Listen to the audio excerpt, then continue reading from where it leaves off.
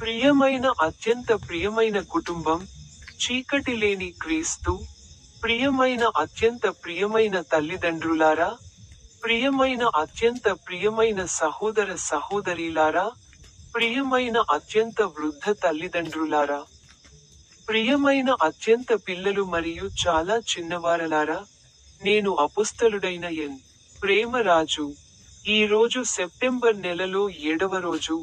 ఓ తల్లి వేలంకన్ని, మా తల్లి, మేము మీ వద్దకు వచ్చి మీ పవిత్ర పాదాల వద్ద నమస్కరిస్తున్నాము. మీరు మా ఆశ, మా బలం మరియు మా ప్రేరణ. బాధపడే మరియు అనారోగ్యంతో ఉన్న మా అందరికీ మీరు ఓదార్పునిస్తారు. మా ప్రార్థనలను వినండి మరియు మా అవసరాలను తీర్చండి. మీ దయతో మమ్మల్ని రక్షించండి. మా కుటుంబాన్ని ఆశీర్వదించండి. మా ఇళ్లను రక్షించండి. మరియు ఎల్లప్పుడూ మమ్మల్ని చెడు నుండి దూరంగా ఉంచండి. మా విశ్వాసాన్ని పట్టుకోవడానికి మాకు బలాన్ని ఇవ్వండి. మరియు మీ కుమారుడైన ప్రభువైన యేసుక్రీస్తుకు దగ్గరగా ఉండండి. ఆమేన్. మొదటి బైబిల్ వచనం. పరిశుద్ధ పేతురు మొదటి పత్రిక 5వ అధ్యాయం 7వ వచనం. ఆయన మిమ్మును గూర్చి చింతించుచున్నాడు గనుక మీ చింత యావత్తు ఆయన మీద వేయుడి. ప్రార్థన. ప్రభువా, మా చింత యావత్తు మీ మీద వేయుడి. మీరు మా విషయమై శ్రద్ధ వహించుచున్నారని మరియు మీ సమాధానమును మాకు దయచేయుదురని మేము నమ్ముచున్నాము. ఆమేన్. సందేశం. మీరు ఆందోళన చెందుతున్నప్పుడు లేదా ఇబ్బంది పడుతున్నప్పుడు, మీ సమస్యలను దేవునికి అప్పగించండి. ఆయన మీ భారాన్ని తీసుకొని మీకు సమాధానమును అనుగ్రహించును. రెండవ బైబిల్ వచనం. 2 దినవృత్తాంతముల పుస్తకం 18వ అధ్యాయం 30వ వచనం. అరాము రాజు తన రథసారథులకు, మీరు గొప్పవారైనా, చిన్నవారైనా ఎవరితోనూ పోరాడకూడదు. ఇశ్రాయేలు రాజుతో మాత్రమే పోరాడాలి అని ఆజ్ఞాపించాడు. ప్రార్థన. ప్రభువా, మన ఆధ్యాత్మిక యుద్ధాలలో మన నిజమైన శత్రువును గుర్తించగలమని మేము ప్రార్థిస్తున్నాము. అపవాది యొక్క కుతంత్రాల గురించి మాకు అవగాహన కల్పించండి మరియు అతనికి వ్యతిరేకంగా పోరాడటానికి మాకు బలాన్ని ఇవ్వండి. ఆమేన్. సందేశం. జీవితంలో, మన నిజమైన శత్రువులు తరచుగా బయటి వ్యక్తులు కాదు, చీకటి శక్తులు. మన ఆధ్యాత్మిక యుద్ధం ఎక్కడ ఉందో గుర్తించి తదనుగుణంగా పోరాడాలి. 3వ బైబిల్ వచనం గురించి మాట్లాడండి. సంఖ్యాకాండము 24వ అధ్యాయం 7వ వచనం. 3వ బైబిల్ వచనం గురించి మాట్లాడండి. వచనం. అతని కుండల నుండి నీరు ప్రవహిస్తుంది. అతని సంతానము జలముల సమూహము ద్వారా ప్రవహిస్తుంది. అతని రాజు అగగు కంటే గొప్పవాడుగా ఉంటాడు.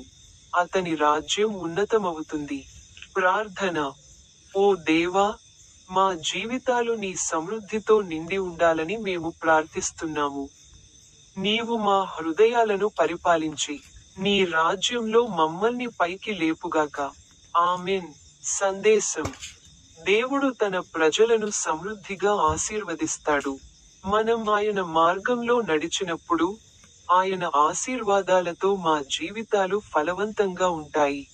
చివరి బైబిల్ వచనం పఠించబడింది. కీర్తన 27వ వచనం పఠించబడింది. కీర్తన 27వ వచనం 14 పఠించబడింది. వచనం. ప్రభువు కొరకు వేచి ఉండుము.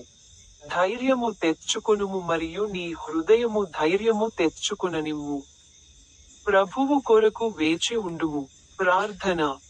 ప్రభువా, నీ కొరకు ఓపికగా వేచి ఉండటానికి మాకు బలాన్ని ఇవ్వండి. మా హృదయాలను బలపరచుము మరియు మాకు ధైర్యాన్ని ప్రసాదించుము. తద్వారా మేము వదులుకోకుండా నీ కోసం వేచి ఉండగలము. ఆమేన్. సందేశం. దేవుని సమయం కోసం వేచి ఉండటం కష్టం కావచ్చు, కానీ ఆయన నమ్మకమైనవాడు. ఓపికగా ఉండటం మరియు ధైర్యం కలిగి ఉండటం ద్వారా మనం ఆయన మంచితనాన్ని చూస్తాము. మనం ప్రార్థిద్దాం.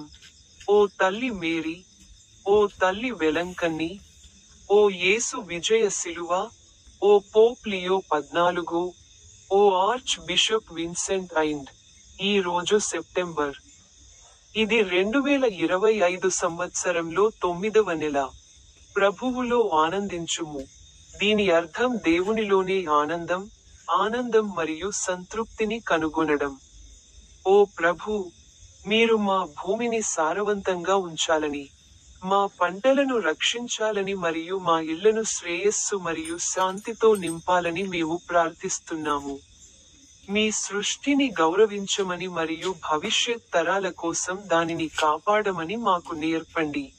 మేము దీనిని ప్రార్థిస్తున్నాము. నిన్ను కరం దేవతగా మహిమపరుస్తూ, మా జీవితాలను మీ మంచితనానికి అంకితం చేస్తున్నాము. ఆమేన్.